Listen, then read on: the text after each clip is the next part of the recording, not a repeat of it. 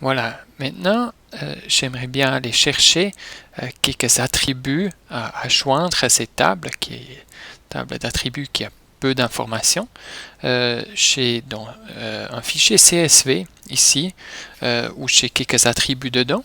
Donc j'ai un shellcode ici. Donc le shellcode, en fait, c'est la valeur, elle est identique ici. Si on va par exemple regarder la commune ici, c'est la même qu'ici.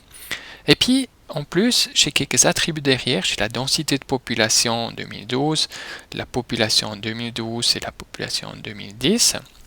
Puis maintenant, j'aimerais bien amener ces données dans le fichier shape derrière, dans les attributs.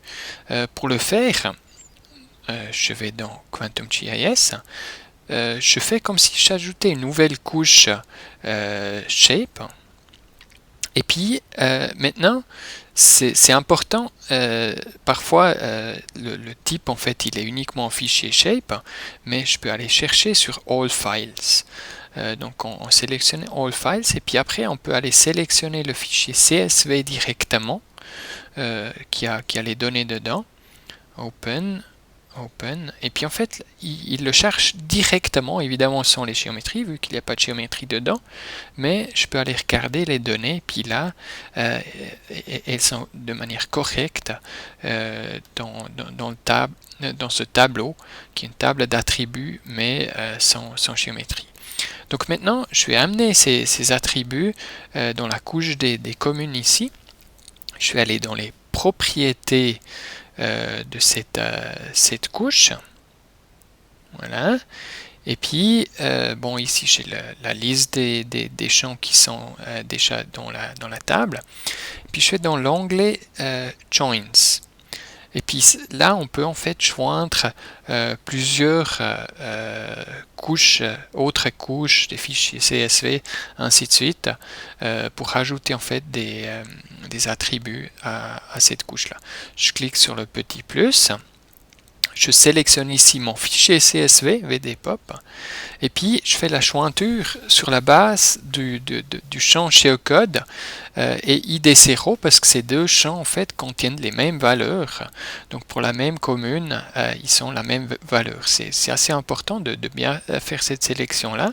Et puis c'est aussi bien de choisir un champ qui est numérique parce que si on change, je peux aussi dire ok, on fait ça sur le nom, mais le nom c'est textuel et puis si on a fait une fois quelque part deux espaces, l'ordinateur il va pas reconnaître qu'il s'agit en fait de la même commune, donc il y a potentiellement des erreurs.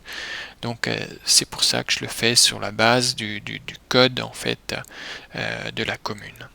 Je fais ça ok, et puis en ce moment-là, en principe c'est déjà fait.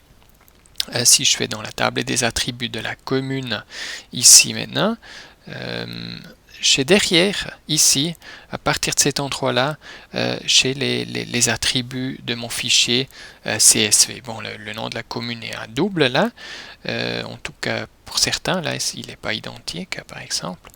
Et puis derrière, j'ai la densité de population et la population 2012, population 2010. Maintenant, à partir de là, je peux aller l'exporter. Donc pour l'instant, c'est juste une jointure. Les attributs ne sont pas encore réellement dans le fichier. Donc c'est une jointure dynamique. Si j'enlève ce fichier-là, les attributs partent. Donc pour le pérenniser, en fait, je dois aller dans Layer, Save As, et puis en fait exporter cette couche pendant pendant la jointure. Voilà, je sélectionne ça. Ok.